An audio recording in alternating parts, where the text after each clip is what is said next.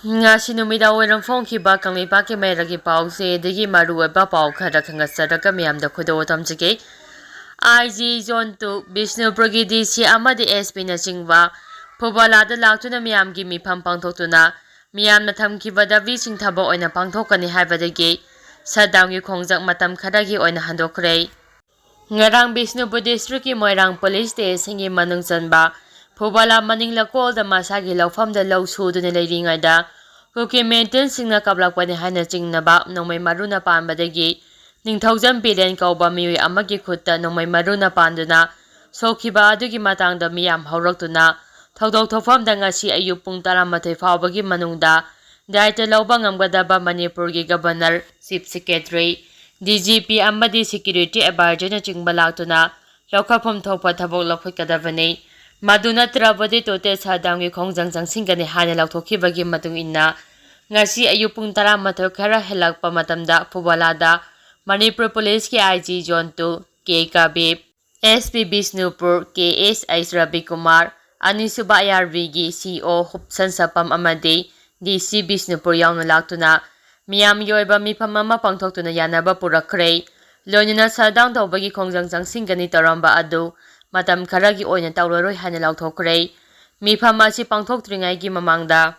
Bishnupur DC Puja Ilangbam SP Bishnupur amadi MP Bimo Akoijan na chingbana saruk yaduna ngarang no may kapagi thodok thokhiba Phobala maningi lakolgi akoiba maphamsingda chatuna spot inquiry gi thabok chathaki haire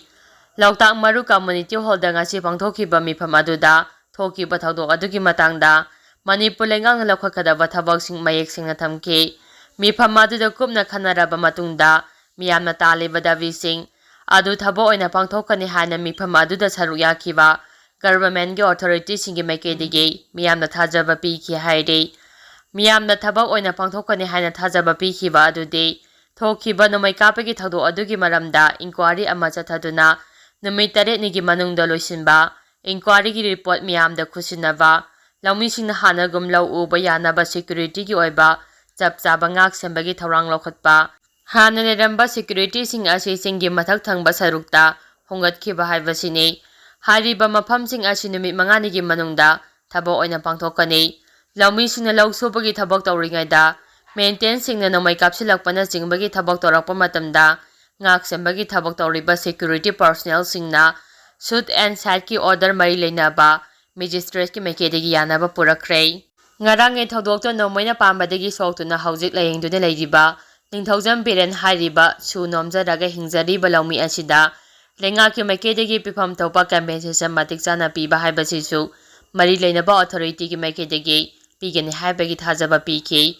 mifam aduda saru yakhiba miyamgi wangangloi oikhiba miyoi aduna phongdorakhibada yanakhiba wafamsing asi lenga ki makedagi thaba oina pangthokpirakadra haibadu matam khara yengkhigani hairiba matam asida kariguma khongjang amata changsiloi kariguma pangthoktaba tarabadi leba miyamga loinana makhataba khongjang changsinggani haina su phongdokhi makhatara papauda SF na khulakpi hatkharaba matungda Kuki singna namna khundaba maphamsingda matam kaktaba banth koukhre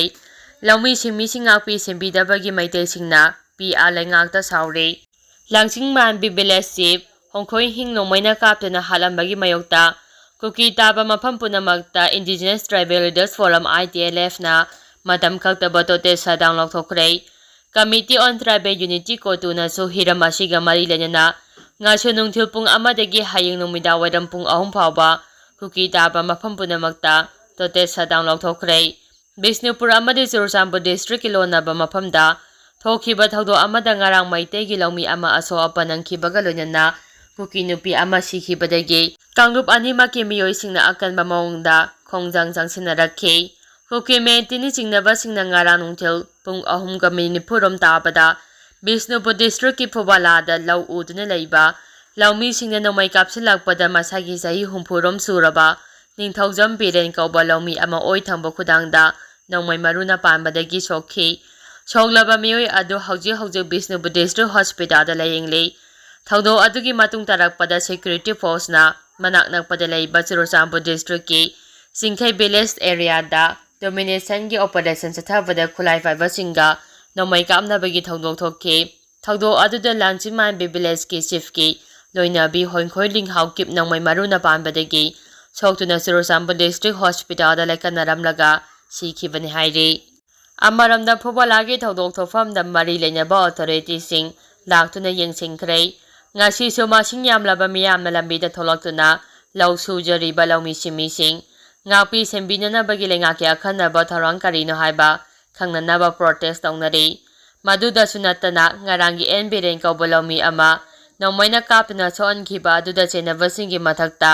ꯂꯣꯒꯤ ꯑꯣꯏꯕ ꯊꯕꯛ ꯂꯧꯈꯠꯅꯅꯕ ꯌꯥꯝꯅ ꯀꯟꯅ ꯂꯩꯉꯥꯛꯇ ꯇꯛꯅꯔꯤ꯫ ꯉꯁꯤ ꯅꯨꯃꯤꯗꯥꯡꯋꯥꯏꯔꯝ ꯐꯥꯎꯕ ꯕꯤꯁꯅꯨꯄꯨꯔ ꯃꯥꯏꯀꯩꯗ ꯃꯈꯜ ꯑꯃꯗꯒꯤ ꯂꯝꯕꯤ ꯊꯤꯡꯕ ꯅꯠꯇ꯭ꯔꯒ ꯕꯟ ꯇꯧꯕꯅꯆꯤꯡꯕ ꯑꯃꯠꯇ ꯂꯩꯈꯤꯗꯦ꯫ ꯃꯔꯛ ꯑꯁꯤꯗ ꯚꯤꯂꯦꯖ ꯆꯤꯐꯀꯤ ꯂꯣꯏꯅꯕꯤ ꯍꯣꯏꯈꯣꯏ ꯍꯤꯡꯍꯥꯎꯀꯤꯞꯄꯨ ꯃꯤꯅꯨꯡꯁꯤ ꯌꯥꯎꯗꯅ ꯍꯥꯠꯈꯤꯕꯒꯤ ꯊꯧꯑꯣꯡ ꯑꯗꯨꯕꯨ ꯀꯨꯀꯤ ꯋꯨꯃꯦꯟ ꯌꯨꯅꯤꯌꯟ ꯑꯃꯁꯨꯡ ꯋꯨꯃꯦꯟ ꯔꯥꯏꯠꯁꯅ ꯑꯀꯟꯕ ꯃꯑꯣꯡꯗ ꯌꯥꯅꯤꯡꯗꯕ ꯐꯣꯡꯗꯣꯔꯛꯂꯤ꯫ ꯂꯨꯞ ꯑꯁꯤꯅ ꯊꯥꯗꯣꯔꯛꯄ ꯆꯦꯔꯣꯜ ꯑꯃꯅ ꯍꯥꯏ ꯂꯩꯉꯥꯛꯅ ꯕꯐꯔ ꯖꯣꯟꯅꯤ ꯍꯥꯏꯅ ꯂꯥꯎꯊꯣꯛꯈꯤꯕ ꯃꯐꯝꯗ ꯃꯩꯇꯩꯒꯤ ꯈꯨꯠꯂꯥꯏ ꯄꯥꯏꯕ ꯃꯤꯑꯣꯏ ꯀꯌꯥ ꯇꯣꯏꯅ ꯆꯪꯁꯤꯜꯂꯛꯇꯨꯅ ꯄꯥꯝꯗꯕ ꯊꯧꯗꯣꯛ ꯊꯣꯛꯂꯛꯄꯗ ꯃꯇꯝ ꯆꯥꯅ ꯊꯤꯡꯕ ꯉꯝꯗꯕ ꯍꯥꯏꯕꯁꯤ ꯕꯐꯔ ꯖꯣꯟ ꯊꯝꯕꯒꯤ ꯀꯥꯟꯅꯐꯝ ꯂꯩꯇ꯭ꯔꯦ ꯍꯥꯏꯕ ꯇꯥꯛꯄꯅꯤ꯫ ꯀꯨꯀꯤ ꯑꯦꯝꯄꯤ ꯌꯨꯠ ꯑꯦꯐꯤꯌꯔꯁꯅꯁꯨ ꯍꯣꯏꯈꯣꯏ ꯍꯤꯡꯍꯥꯎꯀꯤꯞ ꯍꯥꯠꯈꯤꯕꯒꯤ ꯊꯧꯑꯣꯡ ꯑꯗꯨꯕꯨ ꯑꯀꯟꯕ ꯃꯑꯣꯡꯗ ꯌꯥꯅꯤꯡꯗꯕ ꯐꯣꯡꯗꯣꯔꯛꯂꯤ꯫ ꯃꯈꯥ ꯇꯥꯔꯛꯄ ꯄꯥꯎꯗ ꯀꯣꯚꯤꯗꯅ ꯂꯥꯛꯁꯤꯜꯂꯛꯂꯦ꯫ ꯉꯁꯤ ꯈꯛꯇꯗ 19 ꯄꯣꯖꯤꯇꯤꯚ ꯑꯣꯏꯔꯦ꯫ ꯃꯅꯤꯄꯨꯔ ꯀꯣꯚꯤꯗ-19ꯅ ꯇꯞꯅ ꯇꯞꯅ ꯂꯥꯛꯁꯤꯜꯂꯛꯂꯦ꯫ ꯃꯤꯄꯥꯏꯅꯤꯡꯉꯥꯏ ꯑꯣꯏꯕ ꯐꯤꯚꯝ ꯑꯃꯗ ꯉꯁꯤ ꯈꯛꯀꯤ ꯑꯣꯏꯅ ꯃꯤꯑꯣꯏ 19 ꯄꯣꯖꯤꯇꯤꯚ ꯑꯣꯏꯔꯦ꯫ ꯉꯁꯤ ꯑꯁꯤꯒ ꯊꯥꯔꯒ ꯃꯅꯤꯄꯨꯔꯒꯤ ꯑꯄꯨꯟꯕ ꯀꯣꯚꯤꯗ ꯄꯣꯖꯤꯇꯤꯚ ꯑꯣꯏꯕꯒꯤ ꯃꯁꯤꯡ 42 ꯁꯨꯈ꯭ꯔꯦ ꯍꯥꯏꯅ ꯑꯣꯐꯤꯁꯤꯌꯦꯜ ꯑꯣꯏꯕ ꯄꯥꯎ ꯑꯃꯅ ꯍꯥꯏꯔꯤ꯫ ꯉꯁꯤ ꯄꯣꯖꯤꯇꯤꯚ ꯑꯣꯏꯔꯛꯈꯤꯕ ꯃꯤꯑꯣꯏ 19 ꯑꯗꯨꯒꯤ ꯃꯅꯨꯡꯗ ꯆꯍꯤ 7ꯒꯤ ꯅꯨꯄꯤ ꯃꯆꯥ ꯑꯃ ꯑꯃꯁꯨꯡ ꯆꯍꯤ 12ꯒꯤ ꯅꯨꯄꯥ ꯃꯆꯥ ꯑꯃ ꯌꯥꯎꯔꯤ꯫ Imphal west district case 22, Imphal ꯏꯁꯇꯅ 3 ꯑꯃꯁꯨꯡ ꯊꯧꯕꯥꯜ ꯗꯤꯁꯇ꯭ꯔꯤꯛꯀꯤ ꯑꯣꯏꯅ ꯃꯤꯑꯣꯏ ꯑꯃ ꯄꯣꯖꯤꯇꯤꯚ ꯑꯣꯏꯔꯛꯈꯤ꯫ ꯑꯄꯨꯟꯕ ꯃꯤꯑꯣꯏ 19 ꯑꯗꯨꯒꯤ ꯃꯅꯨꯡꯗ ꯅꯨꯄꯥꯅ 18ꯅꯤ ꯑꯗꯨꯒ ꯅꯨꯄꯤꯅ 13ꯅꯤ꯫ ꯊꯥꯖꯕ ꯌꯥꯕ ꯃꯐꯝꯗꯒꯤ ꯐꯪꯕ ꯄꯥꯎꯅ ꯍꯥꯏ ꯃꯅꯤꯄꯨꯔꯗ ꯍꯧꯖꯤꯛ ꯍꯧꯖꯤꯛ ꯀꯣꯚꯤꯗ ꯄꯣꯖꯤꯇꯤꯚ ꯑꯣꯏꯔꯛꯂꯤꯕꯁꯤꯡ ꯑꯁꯤ ꯃꯥꯏꯜ ꯁꯤꯝꯄꯜꯅꯤ, ꯊꯣꯏꯗꯣꯛꯅ ꯀꯤꯅꯤꯡꯉꯥꯏ ꯑꯣꯏꯗꯦ꯫ ꯄꯣꯖꯤꯇꯤꯚ ꯑꯣꯏꯔꯛꯄ ꯈꯨꯗꯤꯡꯃꯛ ꯍꯣꯝ ꯑꯥꯏꯁꯣꯂꯦꯁꯟ ꯇꯧꯅꯅꯕ ꯈꯪꯍꯟꯈ꯭ꯔꯦ꯫ ꯍꯣꯝ ꯑꯥꯏꯁꯣꯂꯦꯁꯟꯗ ꯂꯩꯔꯤꯉꯩꯗ ꯃꯈꯣꯏꯅ ꯀꯣꯚꯤꯗꯀꯤ ꯄ꯭ꯔꯣꯇꯣꯀꯣꯜꯁꯤꯡ ꯉꯥꯛꯅꯅꯕ ꯃꯔꯤ ꯂꯩꯅꯕꯁꯤꯡꯅ ꯄꯥꯎꯇꯥꯛ ꯄꯤꯈ꯭ꯔꯦ ꯍꯥꯏꯔꯤ꯫ ꯃꯈꯥ ꯇꯥꯔꯛꯄ ꯄꯥꯎꯗ ꯏꯟꯗꯤꯌꯟ ꯃꯍꯩꯔꯣꯏ ꯑꯃ ꯆꯞ ꯆꯥꯕ ꯃꯔꯝ ꯈꯪꯗꯅ ꯀꯦꯅꯦꯗꯥꯗ ꯁꯤꯈ꯭ꯔꯦ꯫ ꯀꯦꯅꯦꯗꯥꯒꯤ ꯀꯦꯜꯒꯥꯔꯤ ꯌꯨꯅꯤꯚꯔꯁꯤꯇꯤꯗ ꯇꯝꯕꯤ ꯇꯥꯟꯌꯥ ꯇꯤꯌꯒꯤ ꯀꯧꯕꯤ ꯏꯟꯗꯤꯌꯥꯒꯤ ꯅꯨꯄꯤ ꯃꯍꯩꯔꯣꯏ ꯑꯃ ꯆꯞ ꯆꯥꯕ ꯃꯔꯝ ꯈꯪꯗꯕ ꯃꯑꯣꯡꯗ ꯁꯤꯈ꯭ꯔꯦ꯫ ꯍꯤꯔꯝ ꯑꯁꯤꯒꯤ ꯃꯇꯥꯡꯗ ꯏꯟꯗꯤꯌꯟ ꯀꯣꯟꯁꯨꯂꯦꯠꯅ ꯂꯩꯈꯤꯗ꯭ꯔꯕꯒꯤ ꯏꯃꯨꯡ ꯃꯅꯨꯡꯗ ꯃꯊꯧ ꯇꯥꯕ ꯇꯦꯡꯕꯥꯡ ꯄꯨꯝꯅꯃꯛ ꯄꯤꯒꯅꯤ ꯍꯥꯏꯅ ꯂꯥꯎꯊꯣꯛꯈꯤ꯫ ꯃꯍꯩꯔꯣꯏ ꯑꯗꯨ ꯃꯇꯧ ꯀꯔꯝꯅ ꯁꯤꯈꯤꯕꯅꯣ ꯍꯥꯏꯕ ꯆꯞ ꯆꯥꯅ ꯈꯪꯕ ꯉꯝꯗ꯭ꯔꯕꯁꯨ ꯔꯤꯄꯣꯔꯠ ꯑꯃꯒꯤ ꯃꯇꯨꯡ ꯏꯟꯅ ꯍꯥꯔꯠ ꯑꯦꯇꯦꯛ ꯇꯧꯔꯛꯄꯗꯒꯤ ꯁꯤꯈꯤꯕ ꯑꯣꯏꯔꯝꯕ ꯌꯥꯏ ꯍꯥꯏꯅ ꯊꯥꯖꯅꯔꯤ꯫